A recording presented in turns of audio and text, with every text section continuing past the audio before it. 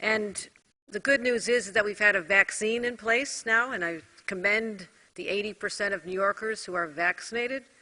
That's statewide. New York City is even higher. I thank them. But I have to say, and I've been warning about this for months now, that we saw a trend happening based on what happened last year.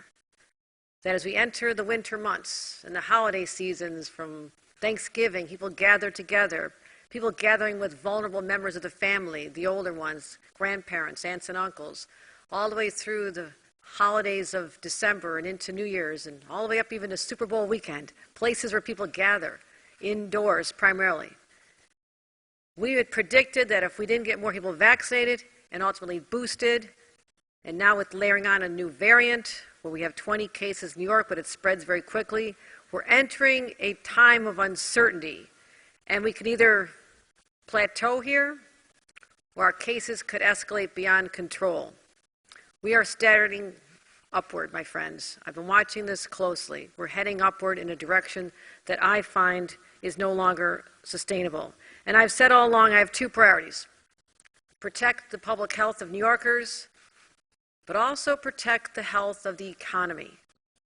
And one of the reasons we have so many people who are housing insecure and food insecure, are dealing with all the specters of the fallout of the pandemic, mental health crises, suicide is up, addiction, opioid deaths are up. All this is an effect on the human condition because of what we went through in the past.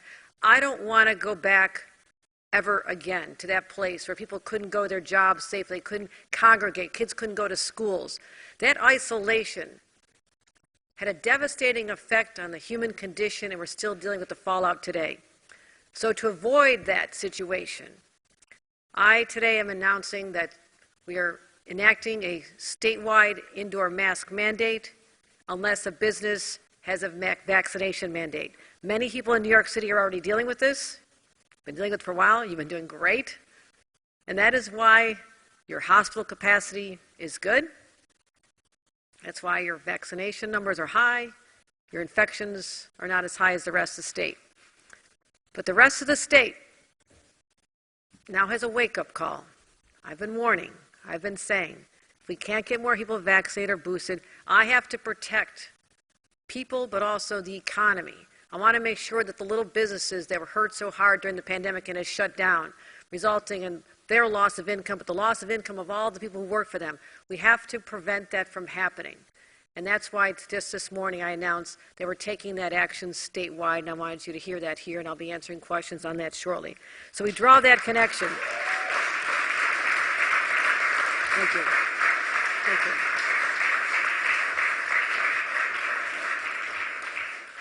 My plan is to make it temporary. It starts on Monday. We'll reassess on January 15th, just so businesses have clarity. They don't find out last minute. We've been talking to businesses throughout the week to make sure they know what's happening.